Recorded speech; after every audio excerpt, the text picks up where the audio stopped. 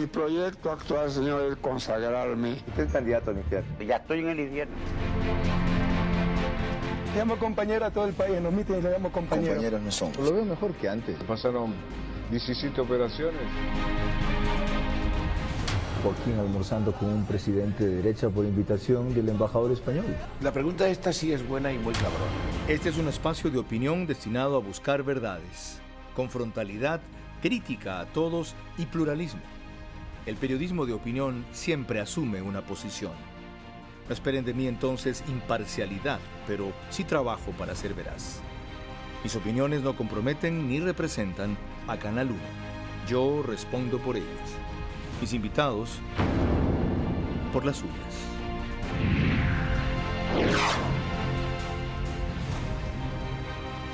Bienvenidos televidentes de Canal 1 a un programa urgente y crucial en este momento en que el país pende de un hilo, la economía. Y para reforzar ese hilo, el gobierno acaba de presentar una ley en reemplazo del mamotreto anterior, de 404 artículos que reformaba 22 cuerpos legales, para lo cual tenían apenas 30 días de periodo para tratamiento, con una serie de errores que el presidente de la República con mucha nobleza admitió, más vicios de inconstitucionalidad y artículos peligrosos como el que destacó aquí León Roldós, vinculado con lo denominado blanqueo de capitales. Eso ha sido resuelto y ustedes van a ver la posición de nuestros panelistas frente a ese tema, si en verdad ha sido resuelto. Lo siguen en señal abierta por todas las cableras del Ecuador, en FM por 103.7, Sonorama, la gran señal nacional. Nos escuchan en todo el país y en el planeta a través de Facebook Live, de @Noticiero1. Esta nueva ley, denominada Orgánica de Simplicidad y Progresividad Tributaria, cuya exposición de motivos tiene algo muy relacionado con la espiritualidad del presidente, dice al concluir aquella parte así: conscientes de que la situación económica actual requiere una visión holística que permita vincular las prioridades nacionales con propuestas de cambio legales, estructurales e impostergables, este proyecto de ley urgente en materia económica busca generar los cambios requeridos para explotar el potencial económico de nuestro país, la generación de prosperidad y un mayor bienestar social. ¿Es así? Aquello será motivo de análisis. Pero antes, vean la forma en que vendió el presidente de la República esta ley. El IVA no sube. Repito, el IVA no sube. Mantenemos la eliminación del anticipo del impuesto a la renta. Qué bueno por esos más de 100.000 pequeños empresarios que vieron tanta dificultad para poder financiar sus proyectos. Reducimos los trámites tributarios a los emprendedores para que puedan dedicarse más y mejor a producir y a generar empleo, que es lo que corresponde. Impulsamos el agro con un sistema simplificado de tributos y más apoyo a las exportaciones. A las empresas de los sectores de la industria, agricultura y ganadería que fueron afectadas por el paro de octubre, se les reducirá un 10% del valor a pagar del impuesto a la renta en el año 2020, en Cotopaxi, Imbabura, Bolívar, Chimborazo, Cañar y Tungurahua. A 9.000 jóvenes les condonamos los intereses de los créditos educativos que no pudieron cumplir. Las tiras para medición de glucosa, las bombas de insulina y los marcapasos tendrán 0 de impuesto al valor agregado. 30.000 familias que recibieron apoyo económico para reconstruir sus casas en las zonas de terremoto no pagarán esa deuda. Vamos a conectar por primera vez con Internet a más de 392 parroquias rurales que han permanecido por décadas sin conectividad y, por cierto, será un Internet muy barato. Requiero entonces de mis invitados una primera impresión de esta nueva ley económica con 50 artículos que fue enviada y entregada a la Asamblea jueves de noche. Vicente Almeida, quien más se opuso al proyecto anterior, denominándolo perverso y maldito, legislador del bloque de PSC, bienvenido. ¿Cuál es su primera reacción breve ante eso que acabo de escucharle a Lenín Moreno? Buenas noches, Carlos. Buenas noches a la audiencia de Canal 1 y del programa Veraz. Un presidente con muy poco tiempo para concienciar, viabilizar y rectificar en la economía ecuatoriana. Esa es mi impresión. Su primera reacción también Señor prorector de la Universidad Ecotec, economista Fidel Márquez. Buscar una ley que le permita salvar el acuerdo con el Fondo Monetario Internacional. La primera impresión de Paul Palacios, empresario, especialmente vinculado al tema agrícola, maderero y articulista de Expreso. ¿Cuál es? Señor Vera, buenas noches, teleaudiencia. Mi primera impresión es que no escuché al presidente decir nada sobre el grado de compromiso de ahorro, de restricciones al gasto, de calidad de gasto, que van a compensar una ley que contiene una carga tributaria adicional para el sector productivo ecuatoriano. Lo que no escuchó Paul Palacios a Lenín Moreno, quizá lo escucha ahora de Richard Martínez, que acto seguido de la entrega de esa ley dijo lo siguiente. Lo que no hemos incluido son temas que generaban disenso, que generaban preocupación. Por ejemplo, el tema de la venta ocasional de inmuebles no se incluye, el tema de repatriación de capitales tampoco se incluye, algunas especificaciones respecto a la evasión y a la ilusión que estaban generando confusión no las hemos incluido. También una norma que generaba preocupación respecto a la transparencia de la información, también la hemos excluido para poder reforzar a través de otros instrumentos, y también una norma que retiraba el crédito tributario para los insumos, materias primas y bienes de capital para la industria, tampoco lo hemos incluido, entendiendo que genera una afectación. Los incentivos se mantienen, se profundizan varios de ellos, creo que va a haber buenas noticias para los ecuatorianos, e insisto, la parte tributaria está enfocada en aquellas personas que más ingresos tienen. ¿Los servicios digitales se mantienen? Sí, en el caso de los servicios digitales, lo que estamos haciendo es importante que la ciudadanía conozca, no estamos incrementando tarifas o colocando impuestos especiales, estamos garantizando la regularización a través del cobro del IVA que hoy no pagan los servicios digitales. Bien, con esos antecedentes, tienen ustedes ahora 2 minutos con la mayor aportación que hace el ministro de Finanzas a la idea o los beneficios de esta ley para definir su posición frente al tema sin interrupciones. Vicente Almeida. Bueno, Carlos, mire, hemos recibido del presidente el día de anoche un nuevo proyecto de ley donde sigue manteniendo una base impuestera. Seguimos viendo que están los impuestos generados a los ingresos de las empresas dependiendo del monto de ellos, de 1 millón a 5 millones, de 5 millones a 10 y de 10 millones en adelante, lo cual seguimos preocupados de que sigue estando en peligro ese traslado económico que se va a hacer al producto final, lo cual va a seguir encareciendo la canasta básica. Sigue atentando contra el profesionalismo en el Ecuador.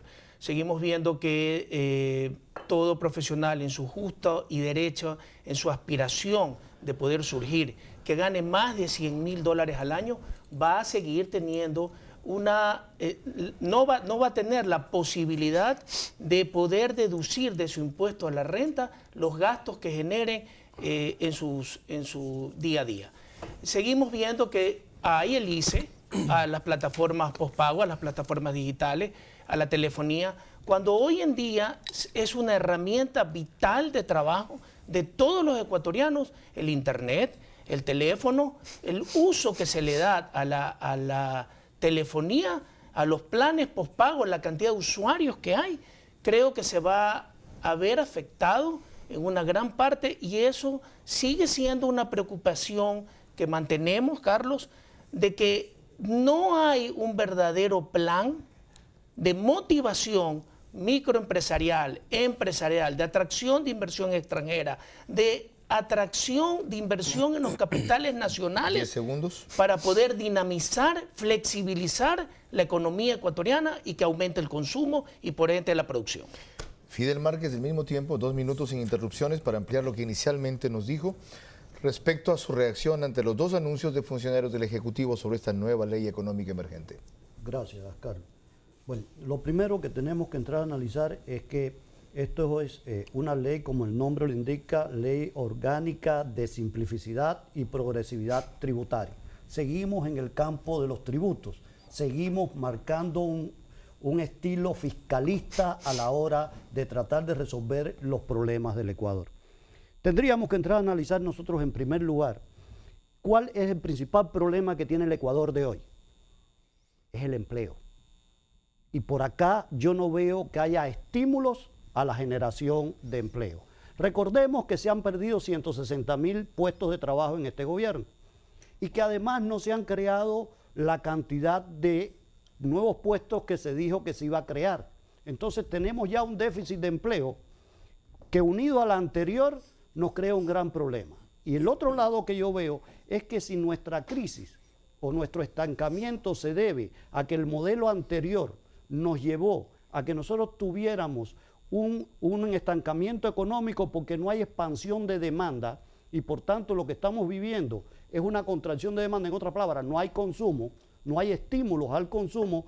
¿Por qué? Porque si le estoy reduciendo constantemente el horizonte presupuestario a la familia, es decir, lo que tenemos para gastar en nuestro consumo en las familias ecuatorianas, evidentemente que no se puede seguir atentando contra ese presupuesto que tenemos en la familia y que constantemente se reduzca las posibilidades de expansión de demanda que es lo que queremos. No se puede seguir apostando a que el gobierno sea el que nos solucione los problemas. Entonces yo creo que deberíamos pensar a la inversa, un poco cambiar el chip.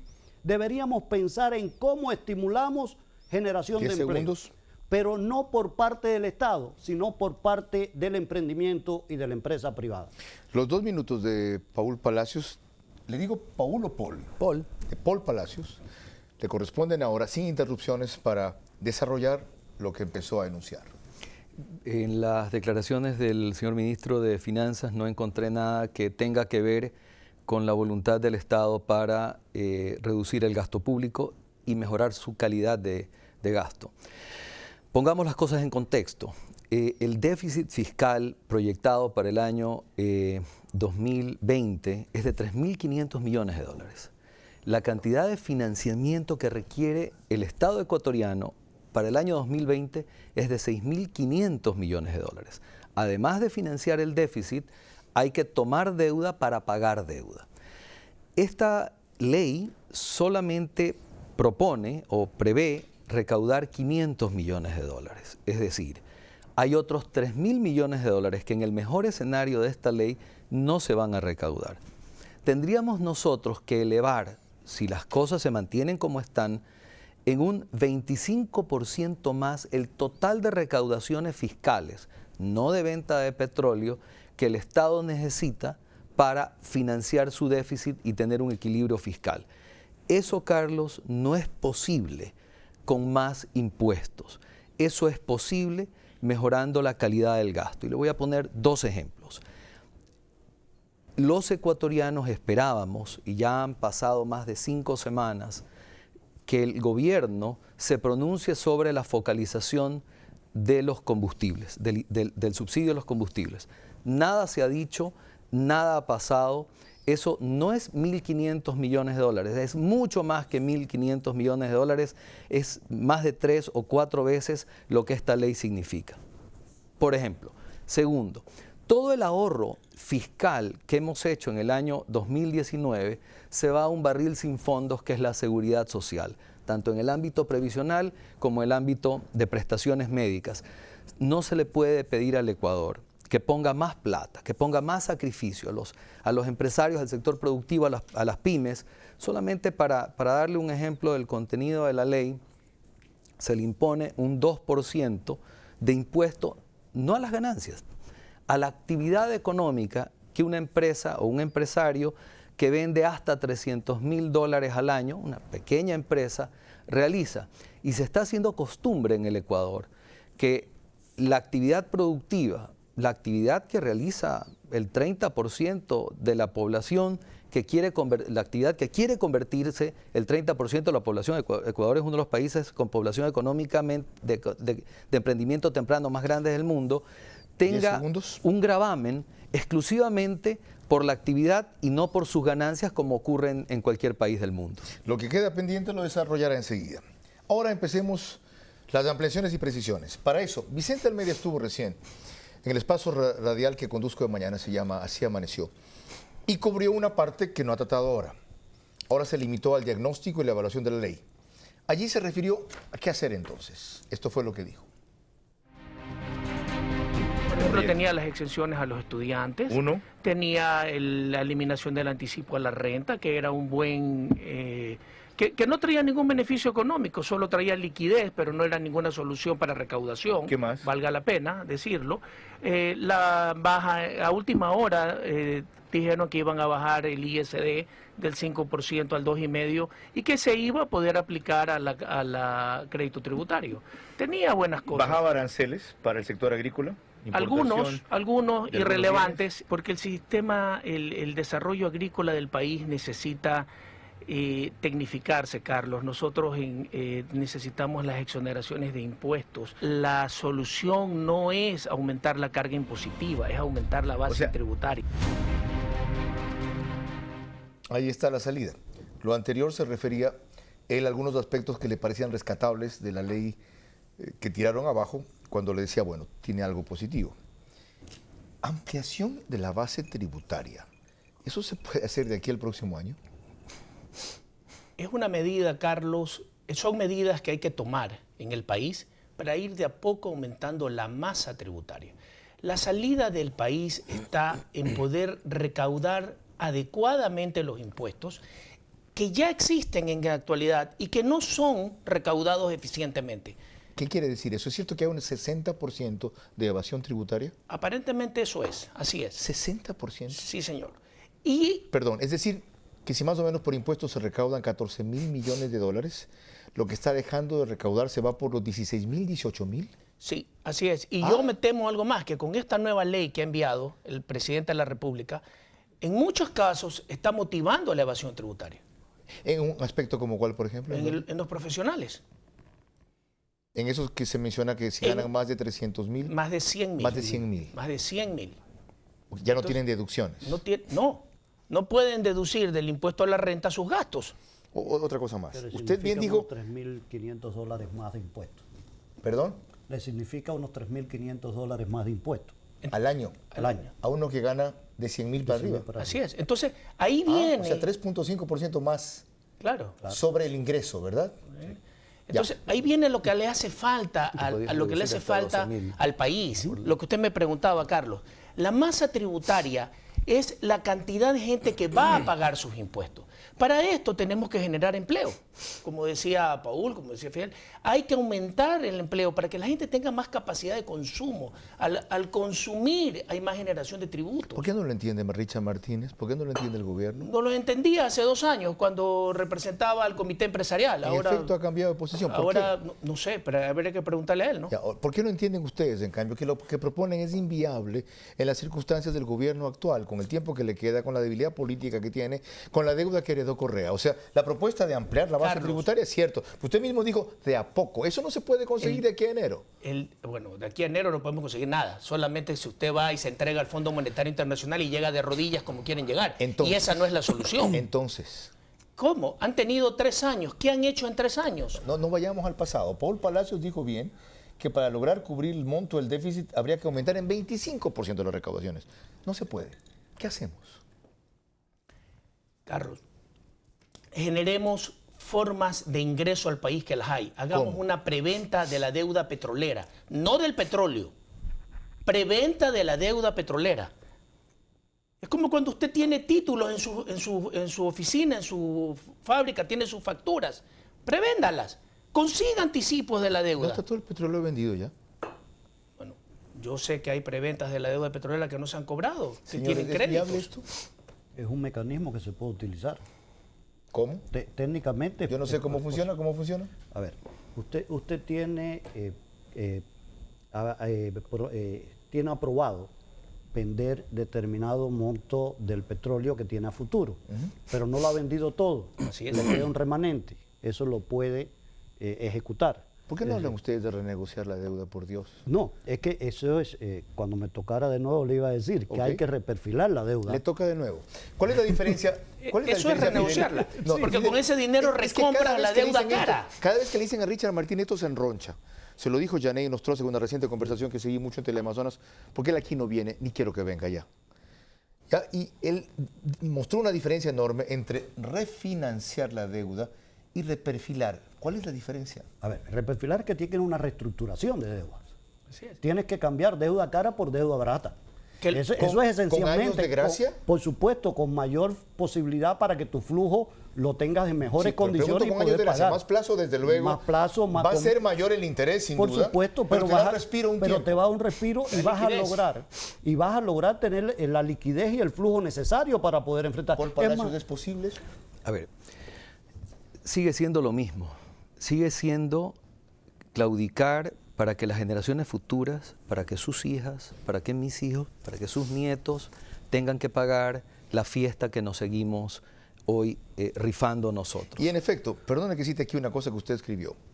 Y este es el problema de fondo de los ecuatorianos, que no somos capaces de llegar a acuerdos porque al sentarnos en una mesa no confiamos en el que se sienta al lado.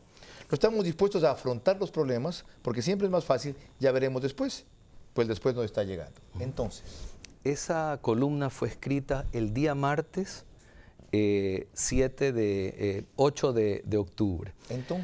Entonces el tema hay que afrontarlo ahora, Carlos. ¿Haciendo qué? Porque tenemos que eliminar los subsidios a los combustibles y focalizarlos, aún con un gobierno con una base política baja, pequeña, porque no vamos a resolver un problema con 500 millones de dólares. El tamaño del problema es de otra naturaleza.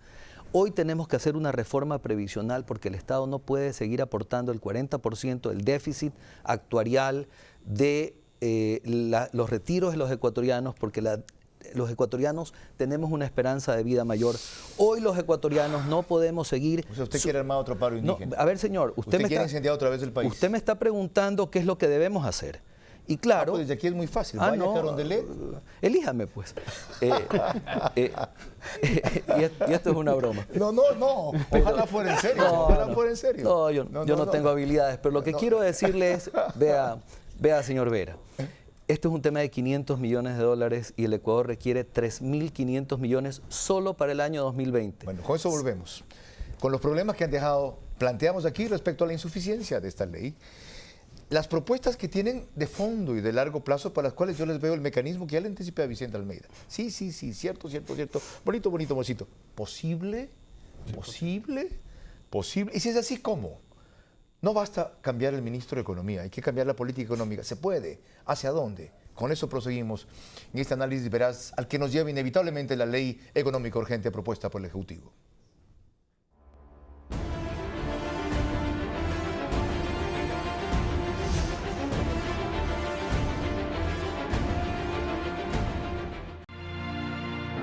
BH Group, asesoría jurídica y de imagen. ¿Qué va aquí? Ajá. Estaba tan bueno el programa que me olvidé de lo que sigue en esta parte para aportar a la discusión. Ok, aquí está. Dieron una conferencia de prensa tirios y troyanos, ustedes mezclados con los correístas. No puedo creerlo. Pavel Muñoz, de anfitrión de una conferencia de una alianza de bloques legislativas contra el Ejecutivo, lo que consigue el gobierno. Veamos un fragmento de eso. Parte nuestra ha sido una posición enfática desde el archivo de esta ley. Lo que une a todas estas bancadas es enfrentarnos a la irresponsabilidad de quien maneja la mesa de desarrollo de régimen económico de no presentar un informe al pleno de la Asamblea Nacional, de jugar con los tiempos, quemar tiempo, como se dice vulgarmente, ¿no es cierto?, comúnmente, para que esto pase por el Ministerio de la Ley. Eso sería una tremenda irresponsabilidad con el debate legislativo, una tremenda irresponsabilidad con la sociedad ecuatoriana que espera mucho más esta Asamblea Nacional y evidentemente con el país, porque estaríamos aprobando una ley desastrosa para los intereses económicos de la nación. Pregunto entonces, asambleísta Vicente Almeida, para esta nueva ley, ¿van a mantener ustedes la misma actitud de unidad en procura de las salidas que usted propone? La ley llegó el día jueves en la noche. Nosotros estamos estudiando la parte buena y la parte mala de lo que trae.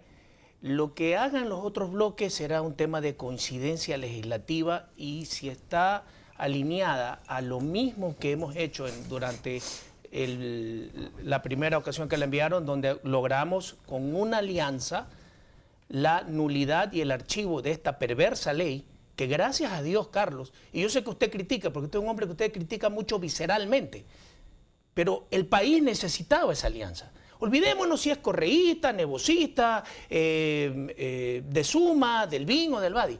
Fue una alianza multipartidista en pro del beneficio del país. Parece visceralmente. No, sí, porque... Yo me voy a aliar usted, con los que arruinaron el país para salvar el país. Y ahora. si no teníamos los votos, ¿qué se arruinaba? ¿El país?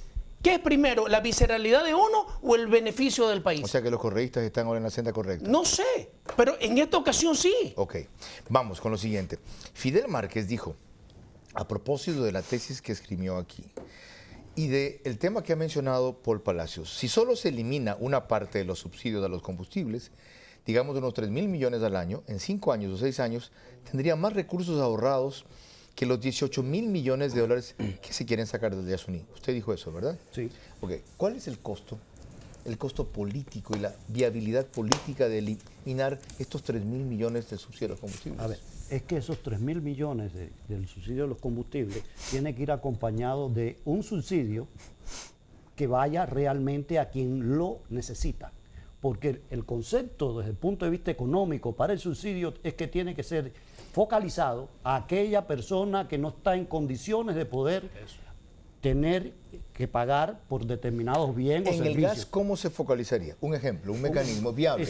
Mira, con el desarrollo tecnológico que hay ahora, pues desde una tarjeta con un chip magnético hasta bases de datos que puedas tener conectados. La mayoría de ecuatorianos tiene pago de factura de energía eléctrica. ¿Esa sería una forma? Pudiera ser una forma. Ya, ¿lo ves viable, Paul Palacios? A ver, creo que si tuviera que tomar yo una decisión sobre el subsidio de combustibles, el gas sería el último que tocara.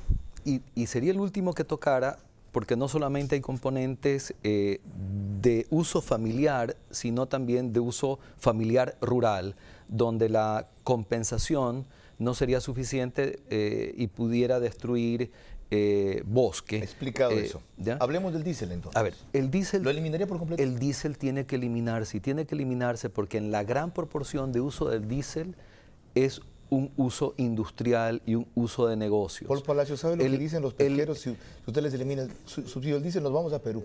No es rentable nuestra actividad, perdemos competitividad. A ver, déjeme hacerle una pregunta. ¿Y usted cree que en Perú el diésel se lo subsidian? ¿Y usted cree que en Colombia el diésel se lo subsidian? Pero allá hay otros costos operativos menos altos que en el Ecuador. Tenemos que ser eficientes, señor Vera, pero el Ecuador no puede, el hombre pobre no puede financiar al empresario ¿Le eliminaría también el pesquero. subsidio del diésel a los camaroneros? A todos. ¿A los transportistas públicos? Quiere que le diga una cosa, y la forma de resolver el problema del subsidio del combustible para el usuario del transporte público es subsidiar al usuario, no subsidiar al empresario del transporte. ¿Con qué mecanismo se puede subsidiar? Yo sé que eso se presta para un tratado. Deme una idea. Hoy la tecnología le permite a usted rápidamente decirle al sector productivo parte de la compensación que el Estado requiere es un incremento parcial de su compensación para que sus trabajadores, aquellos que utilizan transporte público, puedan tomarlo. Parece tan claro y tan sencillo. Es más, diría yo que es muy claro y muy sencillo. No sé por qué se han tupido, así se dice popularmente, en el gobierno los funcionarios. No sé, ya Vicente Almeida mencionaba que desconoce a Martínez. Una cosa decía de dirigente gremial, otra dice de funcionario público. Pero la ministra de Gobierno, dijo usted, refiriéndose a ustedes de paso, que estaban celebrando la CONAIE, los socialcristianos y los correístas, el haber echado abajo esa primera ley. Escuche los términos en que lo dijo, porque esto nos lleva a la segunda parte de la discusión.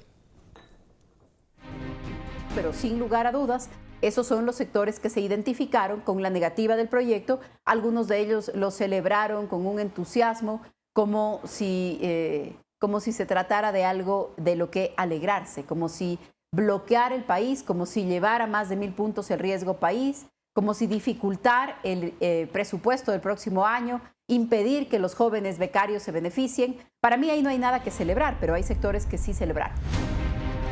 El problema, entonces, para destrabar lo económico, en lo cual ustedes tienen claras salidas, y eso que recién han enunciado brevemente y fugazmente algunas, es darle un acuerdo político al Ecuador. ¿Usted cree lo mismo?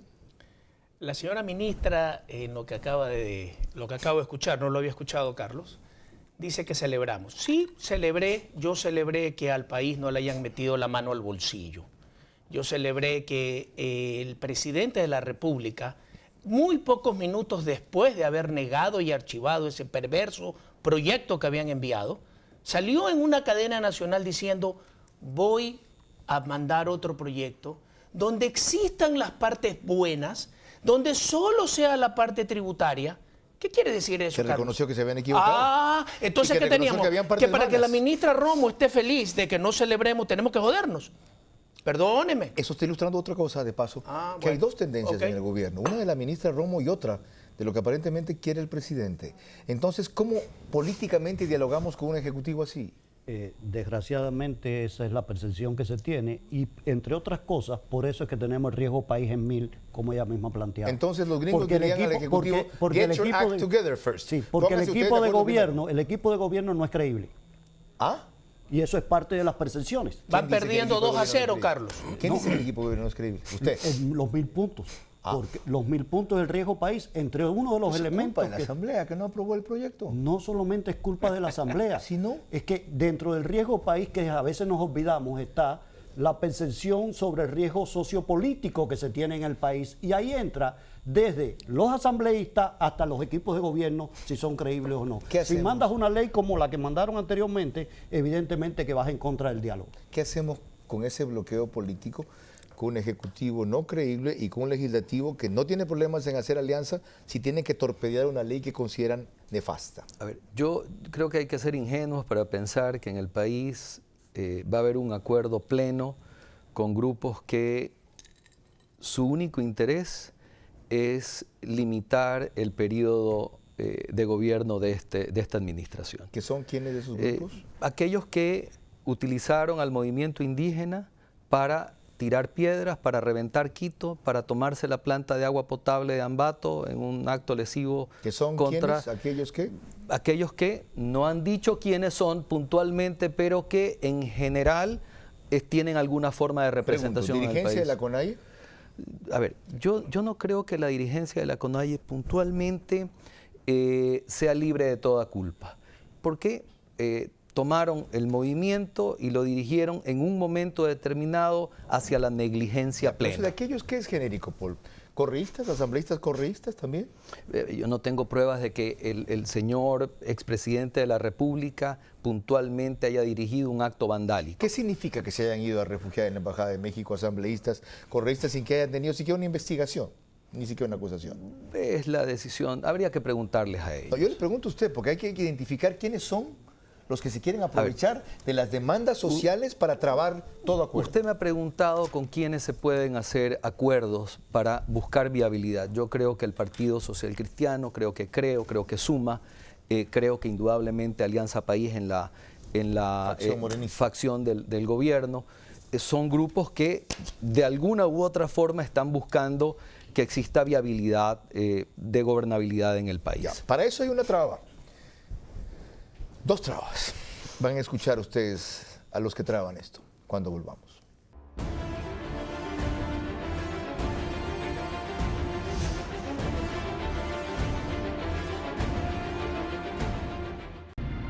Veraz es retransmitido simultáneamente por Sonorama FM, la gran señal nacional.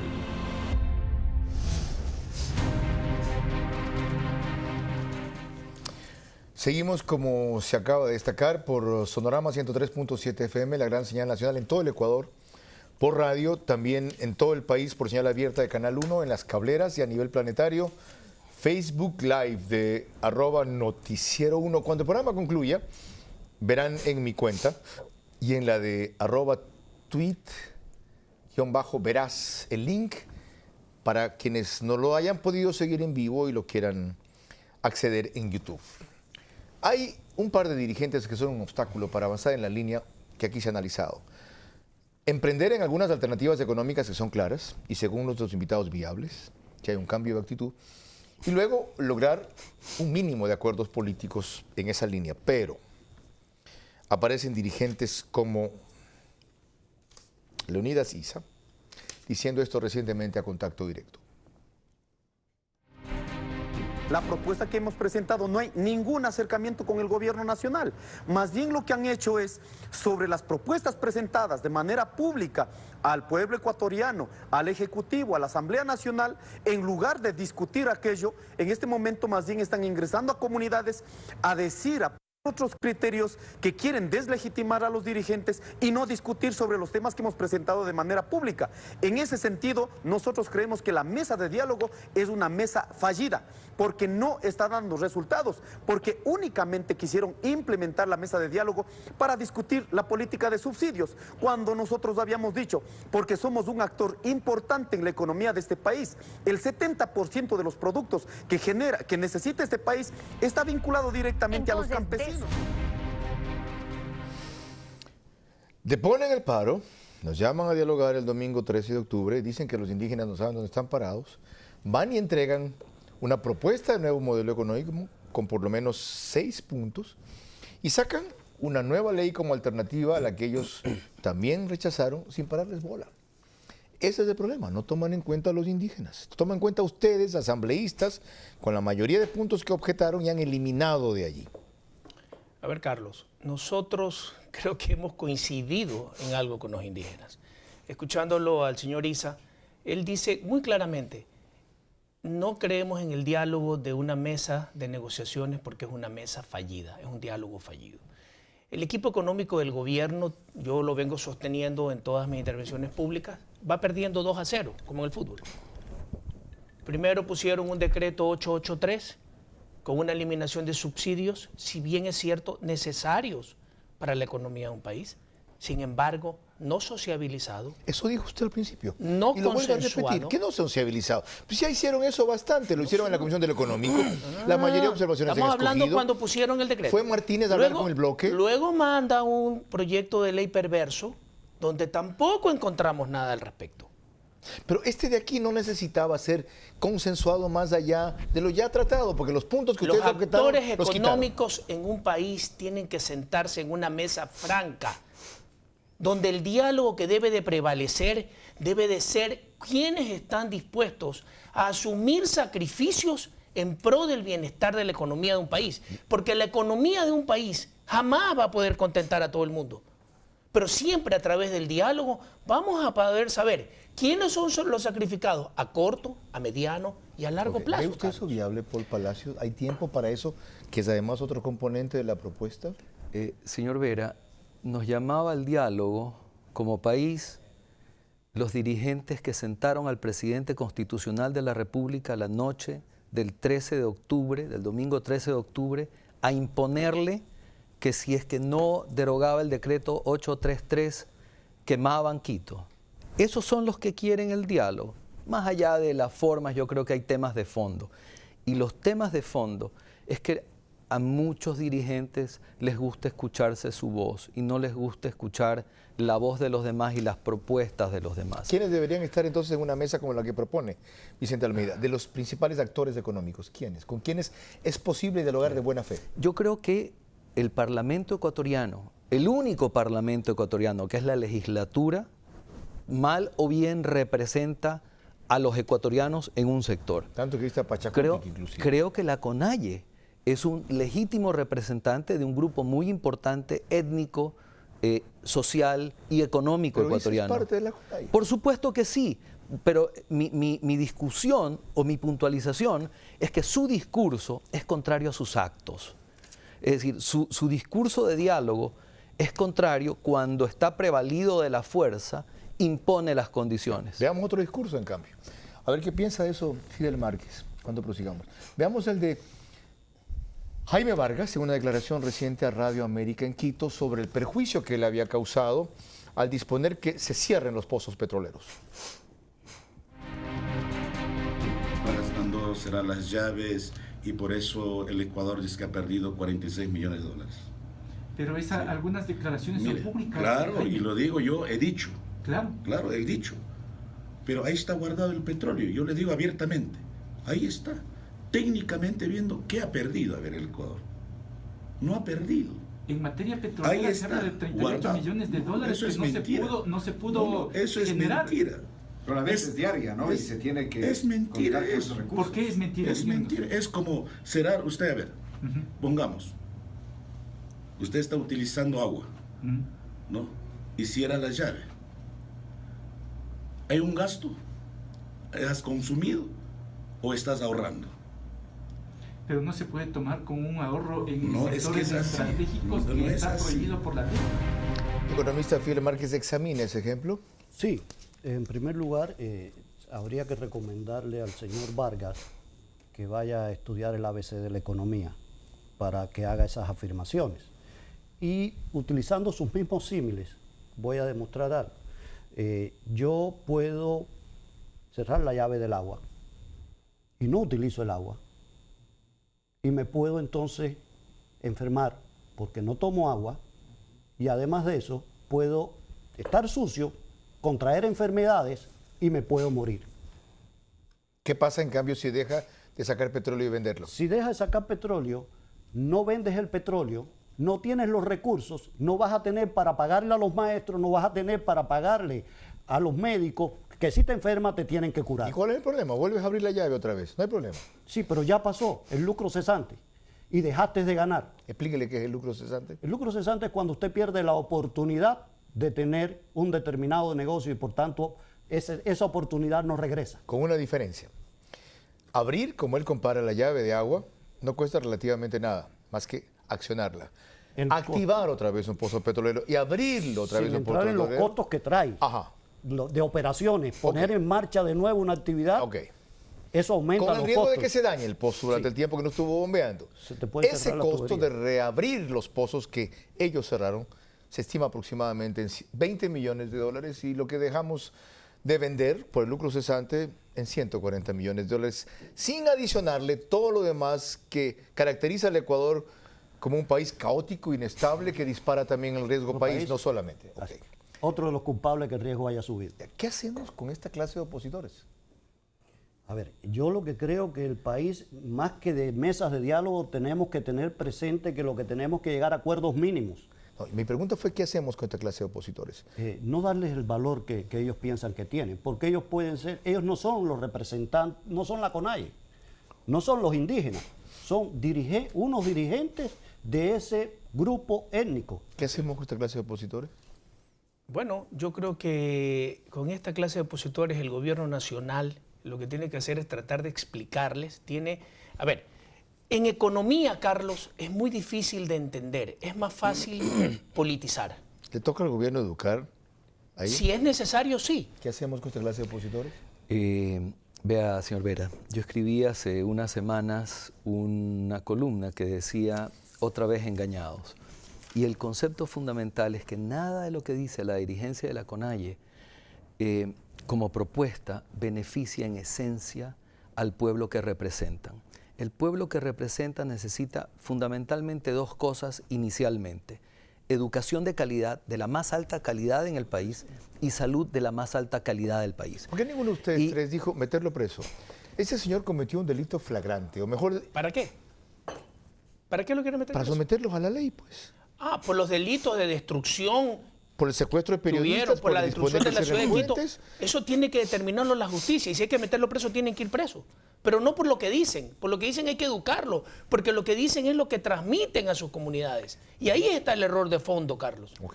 Señor Vera, ¿sí? Meterlo preso, que es una decisión de la función judicial, el proceso ya está empezado, de paso, no resuelve el problema de fondo. Y el problema de fondo es que personas que no representan el verdadero interés de sus representados van a seguir llegando a los lugares o a las posiciones de ejercicio de poder. Tenemos que trabajar como país y ahí nos hemos equivocado. Me incluyo. Y nos hemos equivocado todos porque no hemos trabajado en la esencia del problema de este país, que es calidad de educación y calidad de salud. Y ese sí es un derecho que tiene que reclamar de pie no solamente la comunidad indígena de este país, sino la comunidad rural de este país y muchísima gente vulnerable. Bueno, esa es la salida de fondo, pero volveremos a la coyuntura. Porque sin evacuar este obstáculo no vamos a proseguir con los demás. Y eso tiene que ver con la ley económica urgente nueva que acaba de presentar el Ejecutivo, que nos llevó a este tipo de precisiones, pero volveremos a lo específico.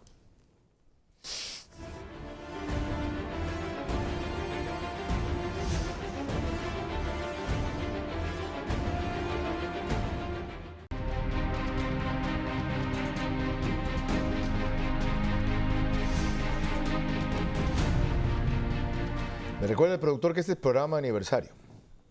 Cuando llegué aquí, como a muchas partes que hoy dirían, ¿hasta cuándo está Carlos Vera? Va un año ya, gracias a Marcel Rivas y a todo el extraordinario equipo que me aguanta. La verdad, se los digo en serio. Así como he reclamado duro cuando ha habido algún problema. Es muy difícil hacer un programa conmigo a este ritmo, con estos invitados, con estas limitaciones y esta intensidad. Pero sobre todo se los debemos a ustedes por su extraordinaria sintonía y de los auspiciantes, por correr el riesgo de poner aquí su publicidad. Vamos a la ley económica urgente. Hablemos más específicamente de esto. ¿Qué de malo tiene? De malo sigue teniendo el tema de los impuestos. Seguimos viendo un afán impuestero y una limitación a la creatividad para poder generar más ingresos. Asambleísta, una ley que tenga, una empresa que tenga de ingresos, era más de 100 millones de dólares al año. ¿Sabe cuánto tiene que pagar en impuestos? $1,000. No. ¿No es así? No. Lo dijo Martínez. No. Está equivocado. Si vendes más de 100 millones, tienes que pagar $1,000. O es más de 10 millones. ¿Tiene ese cálculo usted? Aquí está. Ya, léalo, yo no... No. Veo letra chiquita. Hay una proporción, ¿no? Y la proporción es creciente en la medida en que va generando. A partir de $1 millón hay una tabla y esa tabla va ¿Puede mencionar? Porque ya habló él de que se eliminan las deducciones para los profesionales que ganan más de $100,000 al año. Ya. Ahora, ¿cuál es el impuesto a las empresas? Para saber de qué estamos hablando. Sí, a ver, en mi opinión, Carlos, el impuesto a las empresas es duro, pero es posible.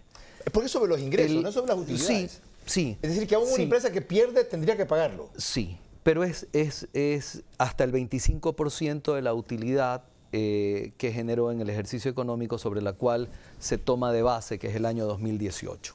¿Verdad? Pero, ¿cuál es el problema entonces? Para mí el problema tiene que ver con las pymes, que son las pequeñas industrias, pequeñas empresas. Y esas empresas que tienen una facturación anual de menos de 300,000 o menos, terminan pagando el 2% del total de la facturación. ¿Fidel Márquez sobre lo mismo?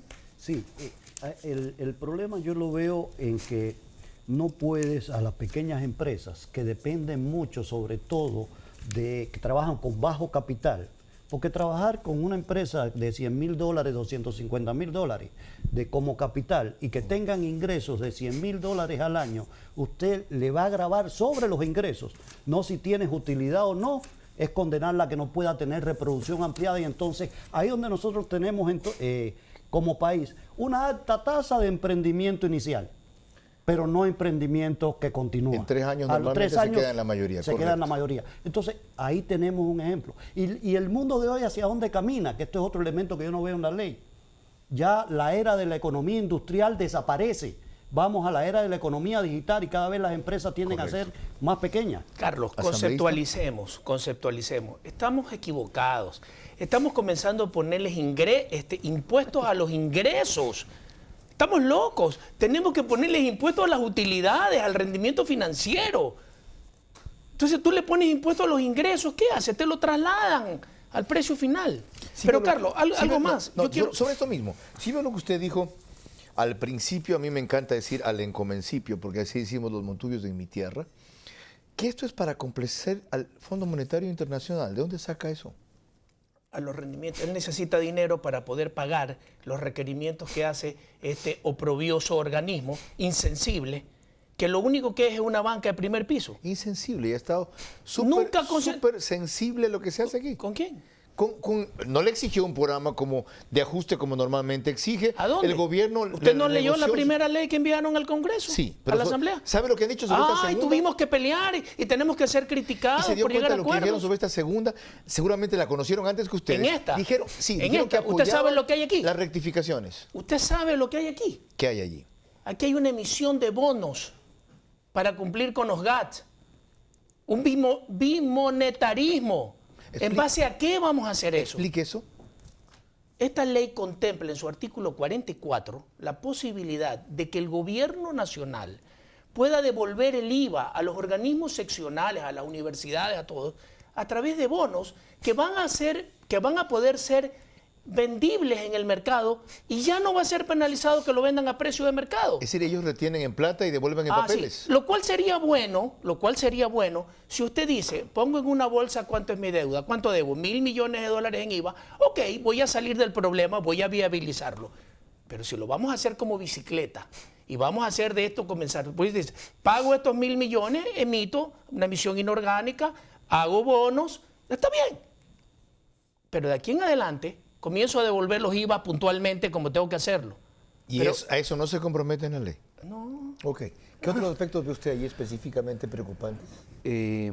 Mire, algo que por lo menos a mí me parece de cuidado es el tema relacionado con la extensión de ciertas normas que pudieran ser puntuales para el déficit fiscal actual. Por ejemplo, el tema de la emisión de certificados de tesorería de muy corto plazo para cumplir con compromisos de gobiernos seccionales es algo que si no se le pone un tope, si no se le pone un límite respecto del PIB o respecto del total del presupuesto, puede ser una bomba que nos va a explotar en la cara. ¿Alguna otra cosa más? Porque ya estamos analizando algunas especificidades de la ley. ¿Cómo usted que este proyecto recién el jueves de noche trascendió?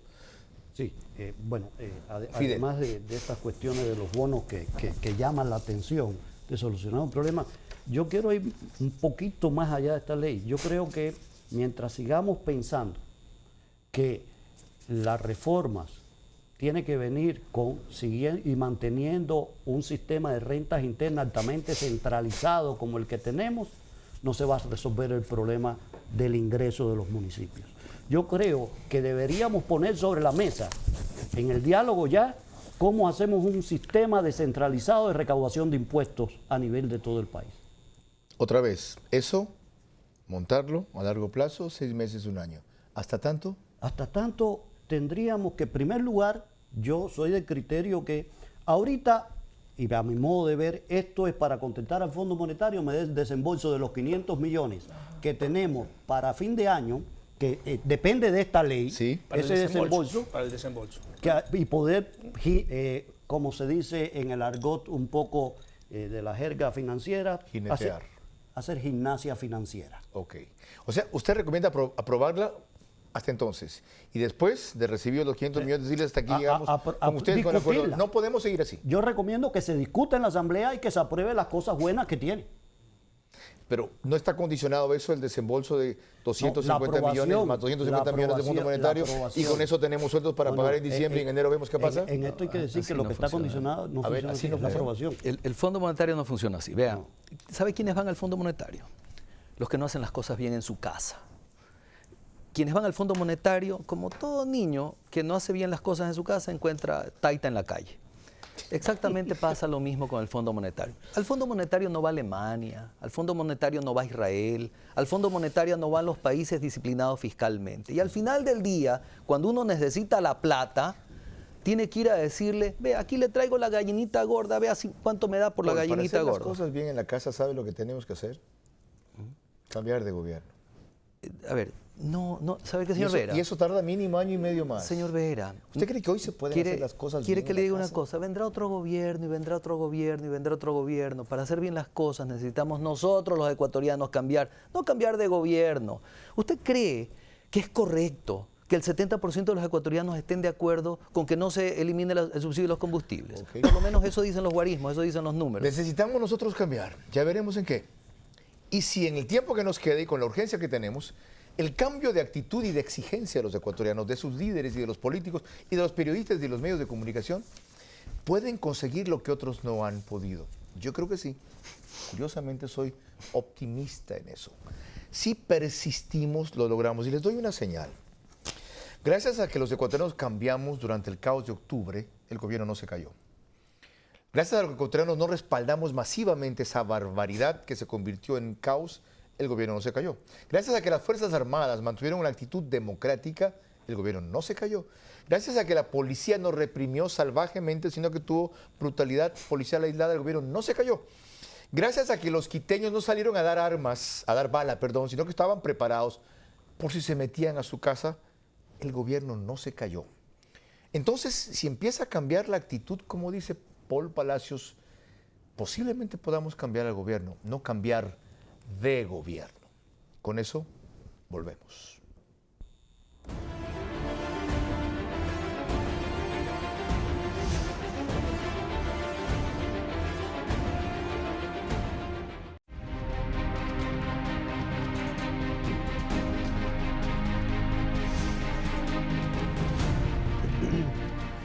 Parte final de este panel Veraz para analizar un tema urgente, el proyecto económico de la misma característica que envió el gobierno en reposición del anterior, que fue archivado por la Asamblea y que, como destacó el Universo en su edición del viernes en primera plana, Lenin envió ley tributaria a la Asamblea Nacional con calidad de emergente o urgente. Es decir, si en 30 días no concluyen el debate y todo el proceso legislativo, entraría en vigencia por el Ministerio de la Ley. Coincide curiosamente con los días anteriores a Navidad. Es decir, que si no evacúa la Asamblea sus responsabilidades como está previsto. Para concluir, ¿qué hacemos, legislador Vicente Almeida? Bueno, yo la única recomendación que le hago al gobierno, tenemos que aplicar una medida para bajar el gasto fiscal, el gasto público. Y de ahí viene el mayor problema del déficit que tenemos en el país.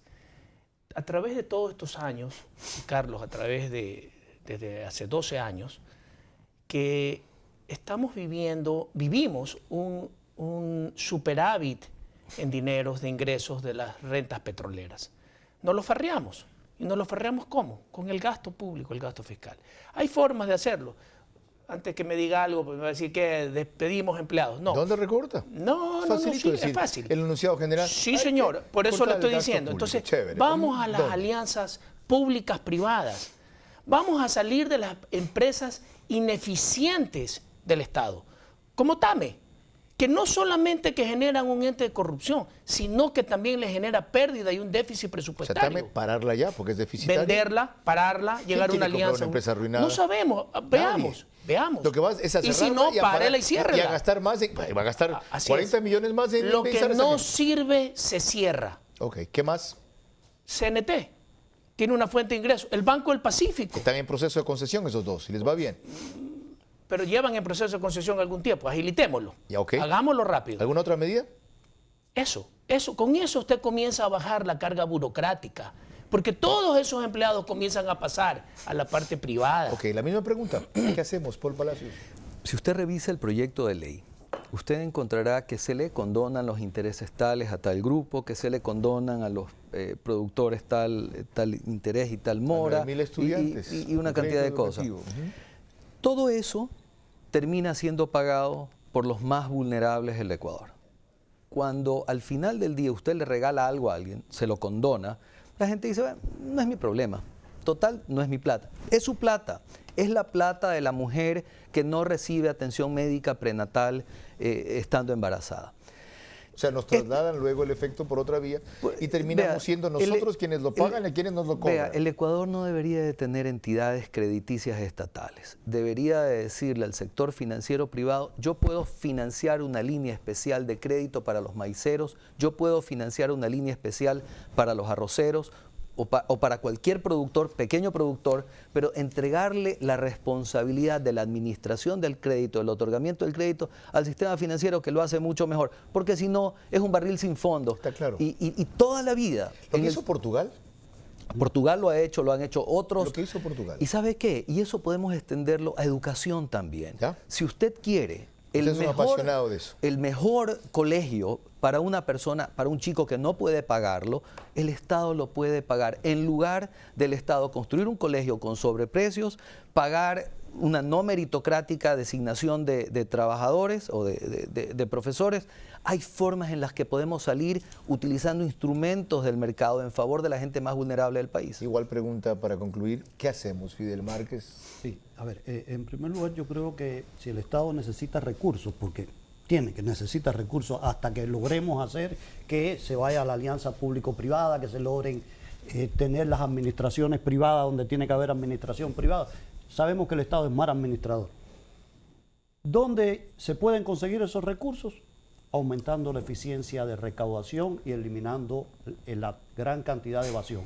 Con solamente un 10% de lo que se evade, estaríamos nosotros resolviendo el problema que se tiene ahora. ¿Cómo se apretan esos tornillos en el SRI? Que el SRI haga el control que tiene que hacer. ¿Cómo? ¿Por qué le cierran las tienditas a la gente y le ponen el clausurado del SRI porque le faltó estar al día en el RU o algo de eso? Que hagan bien lo que tienen que hacer con lo que deben. ¿Cambiamos el SRI, es decir, la cabeza de la administración? Si hay que hacerlo, hay que hacerlo.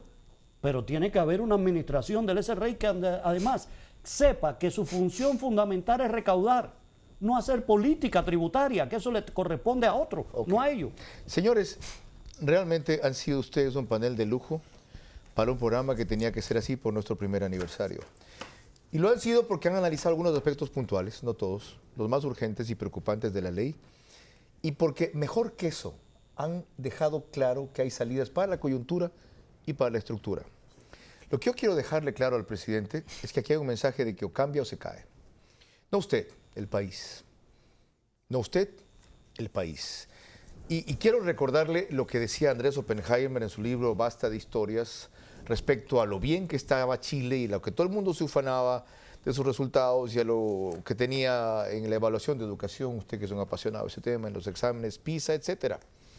Y advertía ahí Oppenheimer, hace algunos años, al igual que en muchos otros rubros de la educación, los exámenes PISA demostraban que Chile todavía estaba lejos de formar parte del club de países más avanzados. Chile, que se consideraba el ejemplo de desarrollo. Si Chile está al borde del abismo, nosotros solo hemos frenado frente al abismo. Señor presidente, de usted depende, de usted y nada más que de usted, porque usted reconoció hidalgamente que hubo errores en esa ley, que hubo cosas malas como esta con Vicente Almeida en esa ley, pero usted se aferra a funcionarios como antes ya se aferró de María Fernanda Espinosa y tuvo un alto costo, para no decir se enamoró, porque lo iba a decir en sentido político y lo pueden tomar a mal. Está ocurriendo lo mismo ahora con Richard Martínez. Su política económica no funciona. Es más, no tiene vergüenza, porque alguien a quien propone una política económica y no se la acepta y casi nos lleva a un despeñadero y sigue allí para que ejecute otra cosa en la que no cree, debe irse y renunciar irrevocablemente. Y usted lo mantiene. ¿Hasta cuándo? Es más importante esa clase de colaboradores, la gratitud, la lealtad, el cariño, lo que fuese. Y no solo él, porque, vuelvo a repetir, de nada sirve cambiar al ministro si no cambia la política. Si no cambia la política, en la dirección práctica y posible, urgente, que estos tres invitados han demostrado, práctica, posible y urgente, lo vamos a cambiar a usted. Pero no en Carondelet, no se asuste, en la historia. Y un hombre a quien apoyamos, después de haberlo combatido, como lo combatí yo en la campaña, porque yo creí que usted venía de parapeto de Correa, y a Dios gracias, no fue así. Se lo reconocemos y se lo agradecemos. Alguien a quien tenemos que combatir, porque no entendió su misión, ser una transición hacia la democracia y no un bloqueo hacia la democracia. Muchas gracias por acompañarnos. Gracias. Dios mediante será hasta todo siguiente programa. Dios mediante, si ustedes no callan y vencen el miedo.